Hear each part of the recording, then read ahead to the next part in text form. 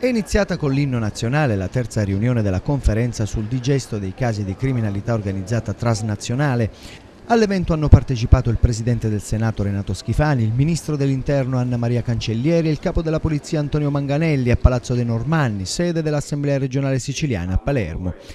Ho fiducia che la sfida dello Stato alla criminalità transnazionale possa essere vinta. Il nostro Paese ha una legislazione all'avanguardia, punto di riferimento per gli altri Paesi, ha detto il Presidente del Senato.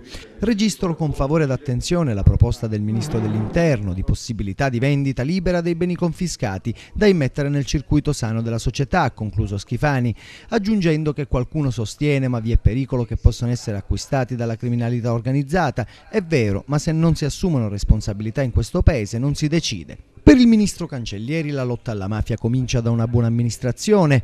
Questo è il modo migliore per ricordare una grande persona come Piersanti Mattarella, per tenere alta la sua memoria verificando l'attività dei giovani che faranno gli amministratori anche nella lotta alla mafia. Un bel modo, forse il modo migliore per ricordare una grande persona come Piersanti Mattarella, proprio per tenere in alto la memoria e verificando poi l'attività dei giovani che dovranno seguire nella strada degli amministratori. Tutto, la legalità, la buona amministrazione, il contrasto a ogni tipo di fenomeno criminale.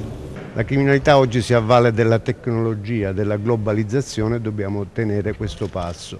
Proprio perciò abbiamo sottoscritto moltissimi protocolli d'intesa con tutti i paesi interessanti sotto il profilo dei traffici, che non sono più il traffico di stupefacenti soltanto, ma oggi c'è la tratta degli esseri umani, di merci contraffatte, di rifiuti, la pirateria marittima, la cibernetica con i crimini informatici.